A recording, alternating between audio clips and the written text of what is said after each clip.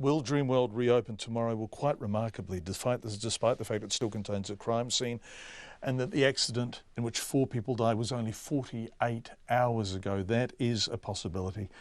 But it's one that seems to have been driven by the Gold Coast theme park itself. The Queensland Premier was uncertain about it. Queensland's police seem uncertain about it.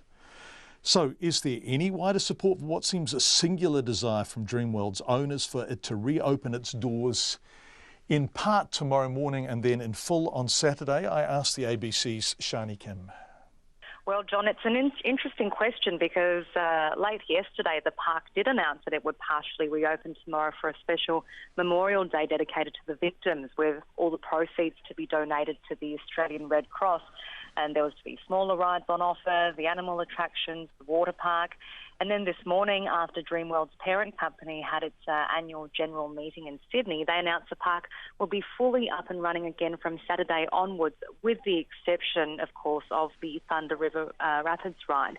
But there was, I must say, a stunning development this afternoon with Queensland's Premier Anastasia Palaszczuk holding a press conference with the Commissioner of Police, essentially throwing the park's reopening plans into doubt. She said that the Police Commissioner would be speaking to park management today, and that any decision to reopen the park would depend on how long police needed the scene quarantined for their investigation. So I must say it's become a little bit unclear as to what happens from here. Even more unclear, because I've just watched the Assistant Police Commissioner and he's saying, look, this is a crime scene. People can't go anywhere near it. So this is bewildering in the context, of course, of an $800,000 bonus paid to the CEO of Dreamworld. Now, the board has instantly said, yeah, that's for work done over the past 12 months. This accident is not material. But, of course, some of the discussions are about maintenance. Was enough money spent on maintenance?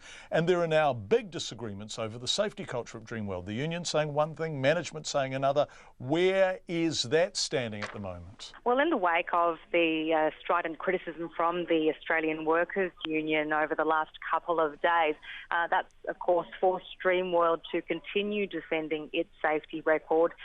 They issued a statement on this topic late yesterday, and then they issued another statement this morning describing its policies and procedures as incredibly robust, exceeding its legal requirements, that all rides are tested on the morning before the park opens, and that there'd been no other fatalities at the park since it opened in 1981. And again, as it said, that it was fully compliant with all safety certification requirements at the time, that the ride in question had passed its annual safety inspection less than a month ago. And so, yes, this is all definitely where the attention is being focused at the moment, of course, the safety standards at the park. And, of course, that's the primary concern for the police investigating the case. So it's a little bit tricky at the moment. There's claim and counterclaim, but police have warned that they will be going through this in forensic detail, but their investigation will be long and complex, and they have promised that if anyone needs to be held to account, they will. So, yes, as you mentioned, John, it is, I guess, all of these criticisms just another blow to the theme park, which, as you would expect, has had, what would you call it, a challenging few days, to put it mildly. This morning at the annual general meeting that you mentioned, the parent company, Ardent Leisure, forecast that its revenue would take a significant hit due to Tuesday's fatal accident. And, of course, Ardent shares have been sold off in recent days. There was a big plunge in the immediate aftermath of the incident. Hundreds of millions of dollars wiped off. And even yesterday, those shares closed down 15%. So, Sharnie, that's the business picture. What about the human response there at Dreamworld? You're there, right? You've been there throughout the day. What are the people who are visiting to kind of stand and gaze contemplatively at the scene, drop flowers off, take stock? What are they saying about all of this?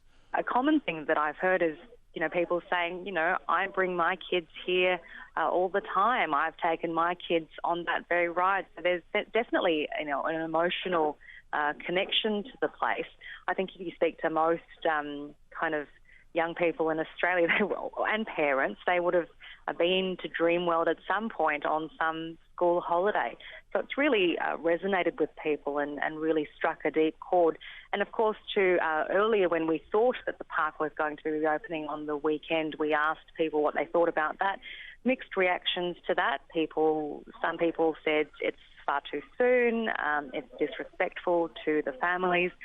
But then other people are saying, well, accidents happen and, you know, the park has to reopen at some point. And so it's a question of, well, you know, what time period must pass before people see it as being an acceptable thing? So different responses in that regard, but certainly very much a community, you know, united in grief.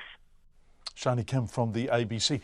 Just to reiterate, Dreamworld came out and said we are reopening in part on Friday, in full on Saturday. They seem to have been behaving unilaterally, perhaps with wishful thinking.